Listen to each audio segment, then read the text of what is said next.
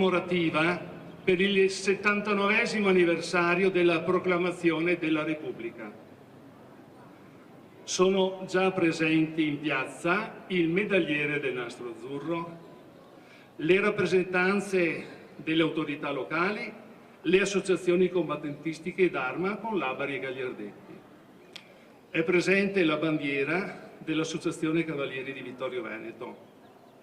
È presente il gonfalone del comune di Colle Umberto e il gonfalone della città di Vittorio Veneto, decorato di medaglia d'oro al valor militare, di croce al merito di guerra e croce d'oro al merito dell'esercito. Ha ora luogo la cerimonia dell'alza bandiera. Presenti, attenti! Alza bandiera!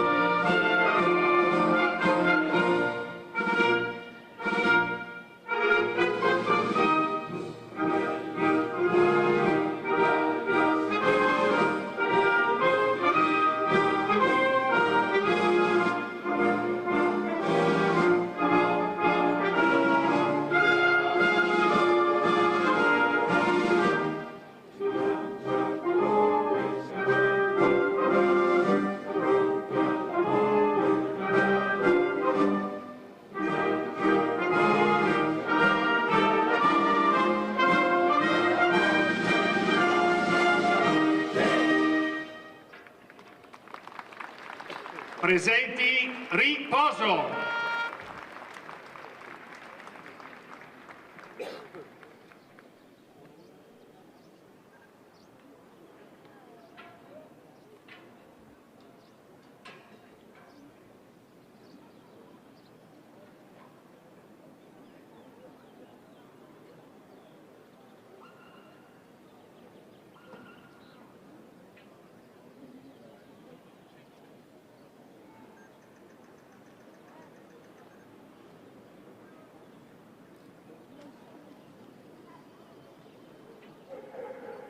Vengono resi gli onori ai caduti con l'omaggio alla corona deposta al monumento da parte del sindaco di Vittorio Veneto, dell'autorità militare e dal rappresentante della consulta delle associazioni combattentistiche d'Arma di Vittorio Veneto. Per tutti i presenti, attenti! Onori ai caduti!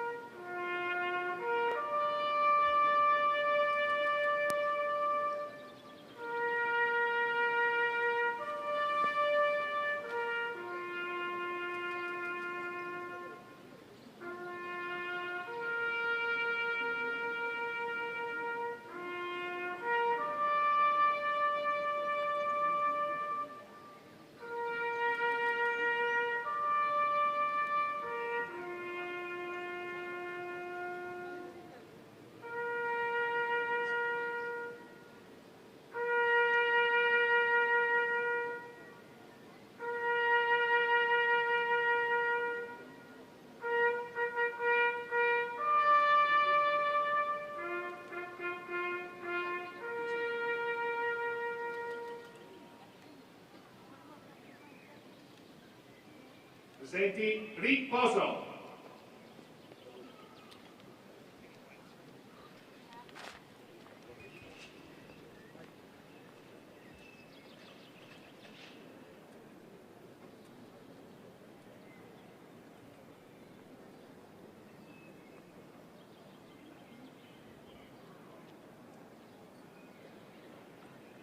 Viene data lettura del messaggio che il Presidente della Repubblica ha inviato ai prefetti in occasione della ricorrenza.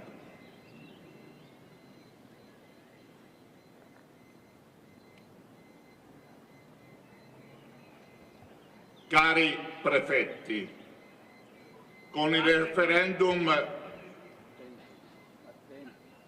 del 2 giugno 1946, il libero voto del popolo italiano per la Repubblica, con la partecipazione per la prima volta delle donne, coronò la lotta di liberazione dal nazifascismo, di cui quest'anno ricorre l'80° anniversario e fu premessa della Costituzione.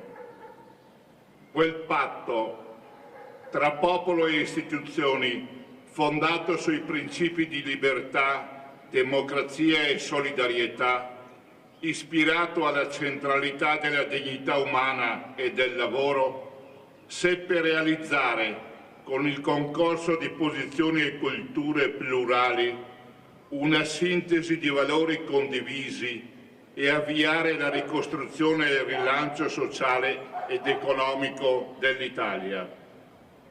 Il compito di attuare in concreto gli ideali costituzionali, di renderli vivi nella società quale costante criterio ispiratore delle scelte, è una missione mai esaurita, affidata ogni giorno anzitutto alla premura di quanti, con dedizione e competenza, prestano la loro opera nelle istituzioni e nella società civile. La Costituzione affida infatti a ciascun cittadino la responsabilità di concorrere alla coesione sociale del Paese. Nei diversi ambiti di azione interviene l'impegno per assicurare effettiva pienezza dei diritti con servizi efficienti, legalità e sicurezza. Promuove iniziative e progettualità che favoriscano lo sviluppo delle diverse aree del Paese, ne valorizzino la ricchezza culturale e ambientale, affrontino i divari territoriali e le problematiche dei grandi centri urbani come delle aree interne, sollecita lo sforzo di chi sia investito di pubbliche responsabilità. I prefetti, nelle rilevanti funzioni loro affidate a tutela dell'interesse generale, della sicurezza e della coesione sociale, sono chiamati in prima persona a essere in ogni provincia motore dei processi di cooperazione istituzionale e qualificati artefici di dialogo e di mediazione, promuovendo in concreto i principi di imparzialità e buon andamento.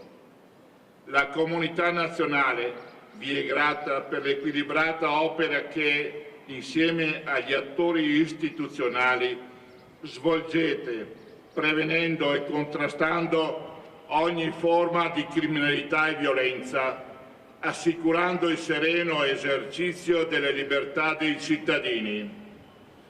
Nell'azione di sostegno agli enti locali, soprattutto nei momenti di crisi amministrativa e finanziaria, negli interventi per superare le emergenze che colpiscono i territori, nella gestione del fenomeno migratorio, nell'opera prestata in occasione delle consultazioni elettorali, la rete delle prefetture è risorsa preziosa al servizio del principio di unità del Paese e di valorizzazione delle sue autonomie istituzionali e sociali. Rinnovo i prefetti e loro tramite a quanti si adoperano a servizio del bene comune sentimenti di apprezzamento e di stima unitamente ad auguri di buon lavoro, nell'auspicio che le celebrazioni del 2 giugno siano un momento di unità e concordia intorno ai valori della Repubblica.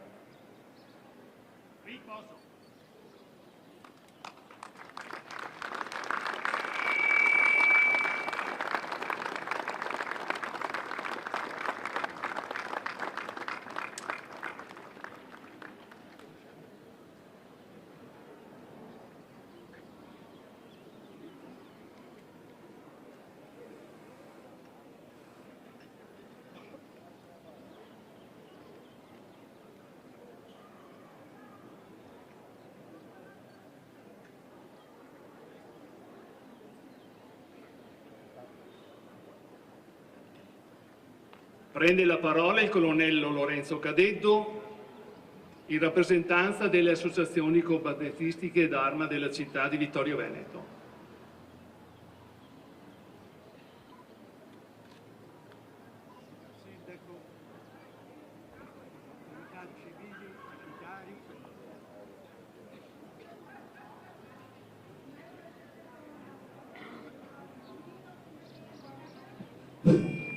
Signor Sindaco, autorità civili, militari, cittadini di Vittorio Veneto, amici delle associazioni combattentistiche d'arma.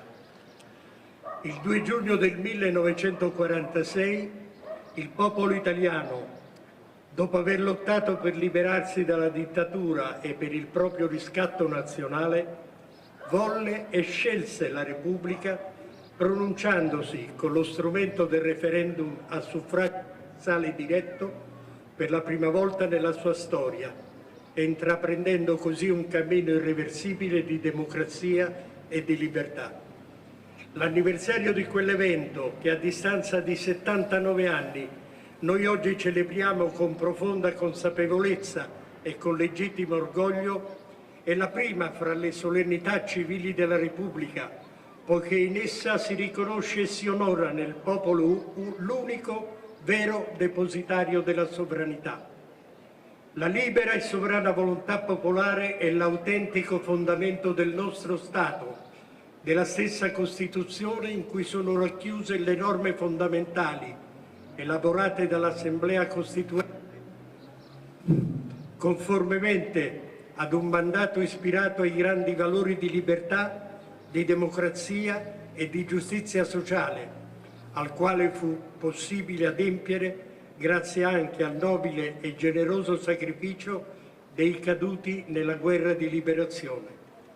Ma nessuna scelta può veramente definirsi libera e sovrana se viene esercitata al di fuori di un armonico quadro che abbia a sostegno e ad alimento i pilastri dell'ordine, della giustizia e della pacifica e costruttiva convivenza della comunità nazionale.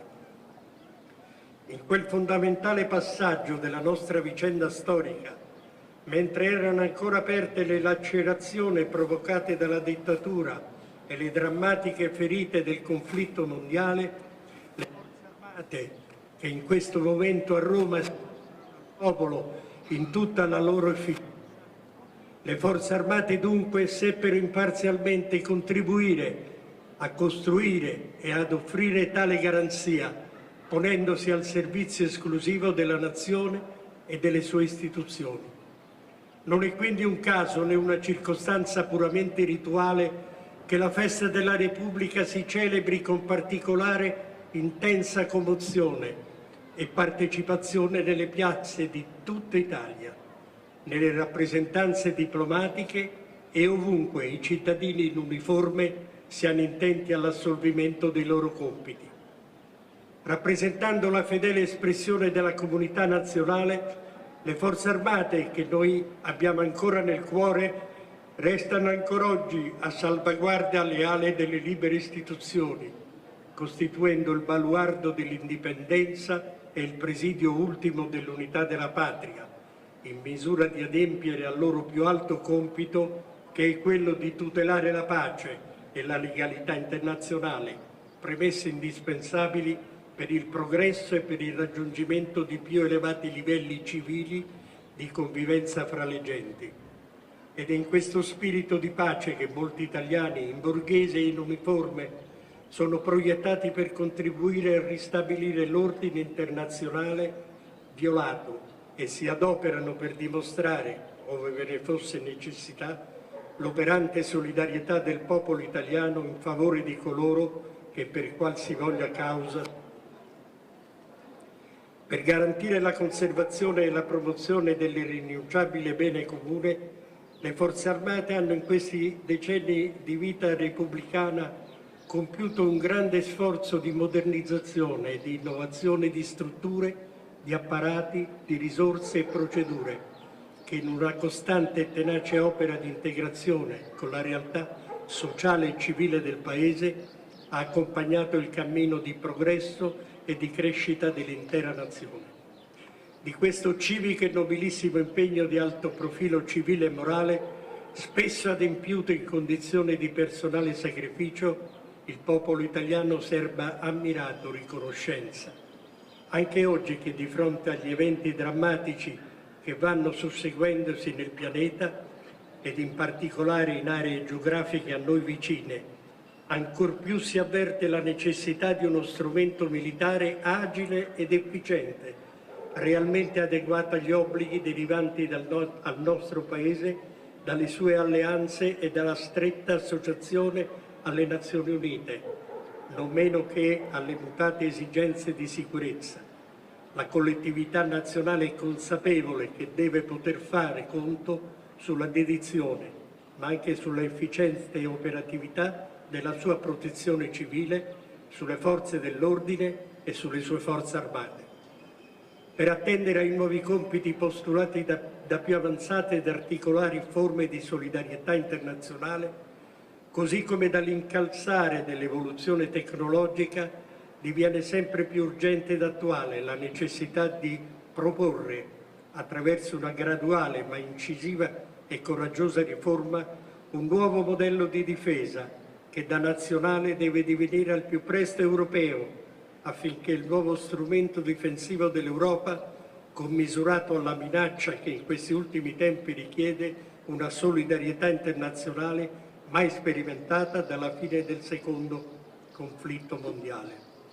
Anche in questo vitale settore l'Italia deve essere all'altezza delle responsabilità che le sono proprie, per lo stesso storico retaggio del suo passato, ma anche per i nuovi ed esaltanti obiettivi che il presente e il suo ruolo di importante soggetto politico, culturale ed economico le addita in Europa e più in generale in seno alla comunità internazionale. Autorità, cittadini, amici, proteggere la Repubblica, custodire la nazione, amare e difendere la patria, promuovendo i valori della comunità e contribuire a realizzare il bene comune. Questa è la missione che ci affida l'ordinamento repubblicano. Così come grande la responsabilità che ci compete e di cui ci offrono quotidiana testimonianza i buoni cittadini, e in particolare quelli che dedicano al volontariato. Così pure si aschietta la riconoscenza e la fiducia della nazione intera nei confronti di coloro che dedicano tutte le loro energie al bene e alla sicurezza dell'intera comunità nazionale, che affrontano con leale abnegazione e generoso slancio. Viva la Repubblica Italiana e viva l'Italia!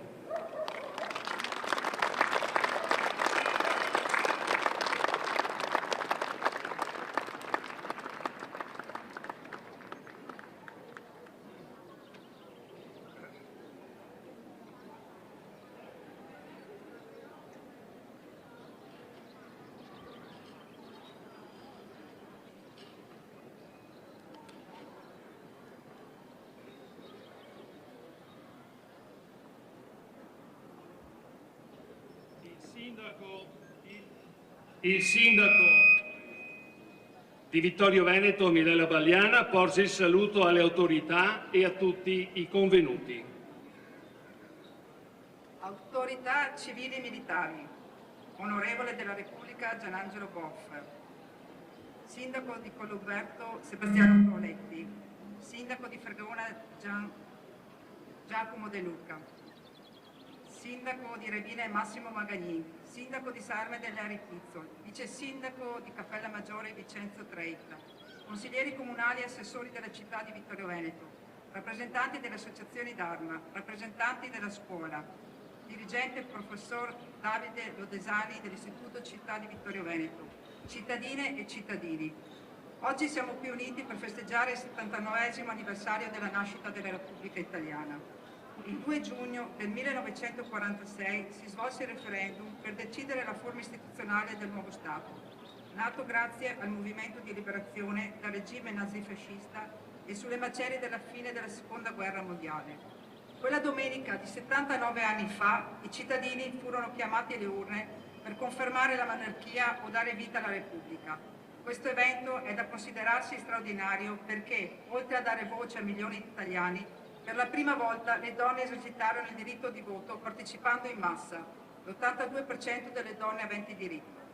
Inevitabile che a seguito del fondamentale contributo dato dalle donne durante la Resistenza, da combattenti a staffette, ma anche da donne che sopportarono gli immensi sacrifici causati dal periodo bellico, non si arrivasse ad un referendum a suffragio universale, cioè aperto a tutti i cittadini italiani, maggiorenni, senza distinzione di sesso, classe sociale e grado di istruzione. Oggi, a 79 anni da quel giorno, la percezione è che molti italiani abbiano smarrito l'importanza di quel momento decisivo, che tracciò, assieme alla promulgazione della Costituzione, il cammino che avrebbe poi consentito la ricostruzione del nostro Paese, sia in ambito istituzionale, sociale, economico e materiale. Guardando le immagini dei documentari video dell'Istituto Luce e leggendo i giornali dell'epoca, emerge l'enorme forza, volontà e determinazione con cui milioni di donne e uomini si recarono alle urne in tutte le principali città, ma anche nei paesi più sperduti delle province. L'89% degli elettori ed elettrici aventi diritto formarono interminabili file, in trepida attesa di esprimere il proprio voto. Quella vitalità di popolo, quell'espressione di riprendersi tra le mani il futuro del Paese, nasceva dopo un ventennio di regime fascista, nel quale la negazione della libertà individuale e l'autoritarismo avevano soffocato ogni dissenso. Riprendendo le parole del presidente Sandro Pertini, la Repubblica è da considerarsi come patrimonio da proteggere, frutto di sacrificio e della lotta per la libertà e la democrazia. Oggi ricordiamo anche che nello stesso giorno furono eletti i deputati dell'Assemblea Costituente, cui spettò il compito di redigere la nuova Carta Costituzionale, promulgata un anno dopo, il 22 dicembre 1947, ed è entrata in vigore il 1 gennaio 1948. Tra i 556 eletti, 21 furono le donne, tra cui figure di rilievo come Nilde Iotti, politica partigiana, Teresa Mattei, partigiana, politica, pedagogista, Lina Berlin, politica insegnante, e Angela Botelli, politica e partigiana, che apportarono un contributo fondamentale nella costruzione del nuovo assetto democratico dell'Italia e parteciparono in modo decisivo alla stesura della Costituzione italiana, contribuendo in modo significativo ai dibattiti e alle decisioni sui diritti di libertà e fondamentali. Da sottolineare anche l'importante contributo dato dai costituenti veneti come Bettiol, Marchesi, Gonella, Bui, Merlin, Brumo, Tosato, ai quali il Centro Ateneo per la Storia della Resistenza dell'Età Contemporanea all'Università di Padova ha dedicato ad aprile di quest'anno un convegno all'interno di un progetto in vista dell'80° della Carta Costituzionale, rivolto ai studenti, docenti e all'intera cittadinanza per riflettere sulle origini storiche e sulle prospettive future della Costituzione italiana. La grande partecipazione di popolo al referendum diede lo stimolo alle diverse componenti politiche presenti nell'Assemblea Costituente per elaborare un testo costituzionale in cui sono espressi gli ideali di libertà, tolleranza e pluralismo. E ancora, tra i primi 12 articoli della Carta Costituzionale vengono declinati i principi cardini. La Repubblica riconosce e garantisce i diritti inviolabili dell'uomo, sia come singolo che come parte di gruppi sociali. Richiede il rispetto dei doveri di solidarietà politica, economica e sociale. Rimuove gli ostacoli di ordine economico e sociale che limitano la libertà e l'uguaglianza dei cittadini. Oggi è significativo ricordare anche l'emblema della Repubblica Italiana, adottato ufficialmente il 5 maggio del 1948, nato dopo un concorso nazionale aperto a tutti, che è costituito da una stella centrale che rappresenta la terra d'Italia, una ruota dentata che rappresenta il progresso e il lavoro, un ramo di olivo simbolo di pace e un ramo di quercia simbolo di forza del popolo italiano e da un astro con la scritta Repubblica Italiana. Oggi, se dovessimo ripercorrere i 79 anni della nostra Repubblica, possiamo sicuramente affermare che grazie alla partecipazione di tutti, donne e uomini, molto è stato fatto. La storia della Repubblica Italiana dal 1946 ad oggi è stata solcata da grandi cambiamenti politici, sociali ed economici e grazie al contributo dei suoi cittadini ha saputo nel tempo garantire uno sviluppo socio-economico che negli anni ha contribuito a migliorare il benessere della società italiana. Intere generazioni con enormi sacrifici hanno costruito quello di cui oggi possiamo valerci.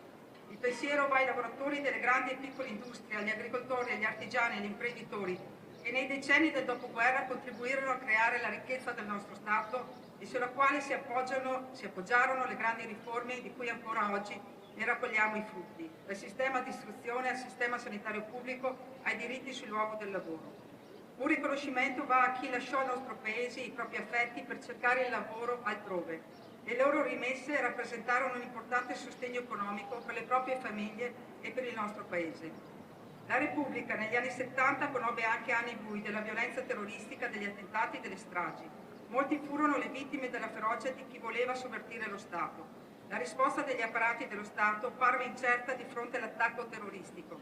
A salvare la democrazia in quel passaggio democratico, stringendosi attorno alle istituzioni democratiche, fu, prima di tutto, la straordinaria mobilitazione popolare, il no alla violenza netto, forte e determinato dei partiti, dei sindacati e dei cittadini. Furono le piazze piene di persone di ogni età e di differente orientamento culturale e politico. Fu il senso del dovere di magistrati e delle forze di polizia, fu una risposta di popolo.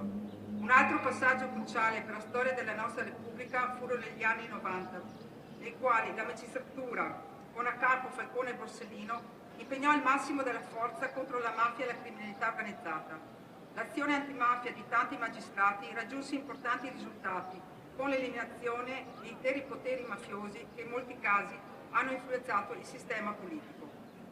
La loro morte, assieme al sacrificio delle donne e degli uomini al servizio dello Stato appartenenti alle forze dell'ordine, hanno avuto un impatto profondamente doloroso sulla società italiana, ma hanno anche spinto una maggiore consapevolezza della lotta alla criminalità organizzata. È ancora tempo di ricordare queste grandi figure della nostra Repubblica e per questo ringrazio il Consiglio Comunale della nostra città che nell'ultima assemblea ha deciso di intitolare i giardini pubblici che sono qui di fronte a questa piazza ai due dei magistrati simbolo, e cioè a Giovanni Falcone e Paolo Borsellino.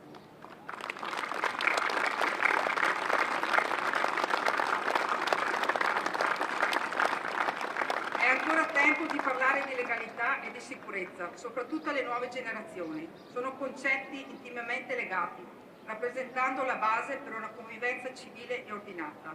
La sicurezza non dipende solo dalla legalità, ma anche da altri fattori, come la coesione sociale, la qualità dei servizi pubblici, l'accesso alla giustizia e la partecipazione dei cittadini alla vita pubblica.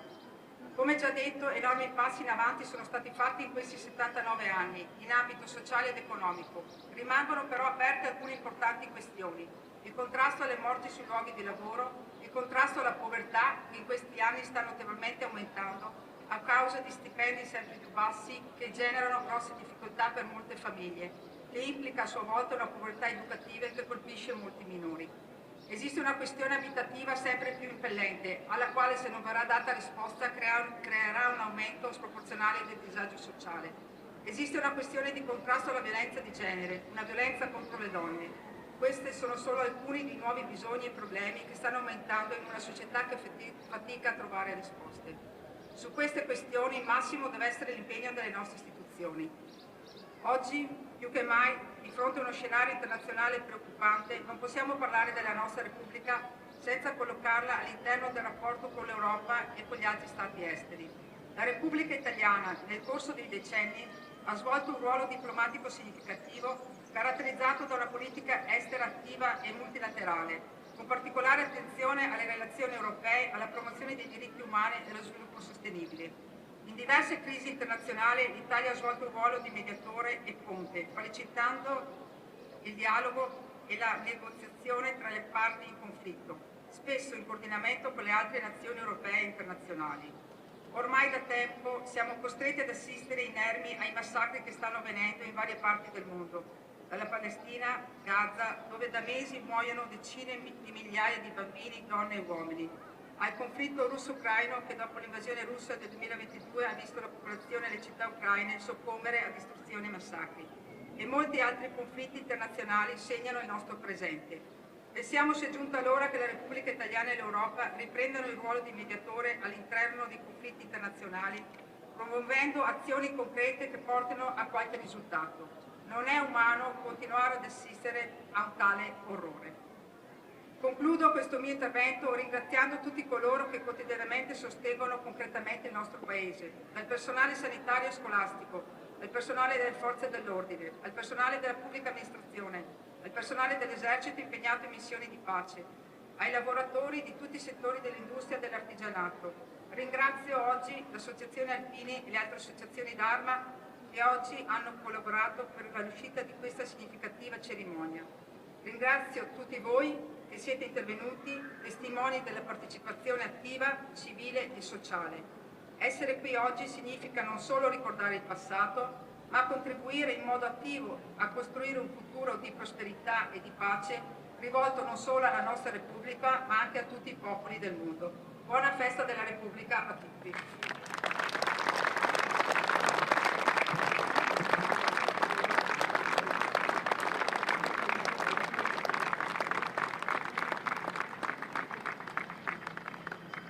La cerimonia ufficiale è così terminata. A nome dell'amministrazione comunale si ringraziano quanti hanno partecipato e collaborato fattivamente all'odierna celebrazione. Arrivederci a tutti. Grazie.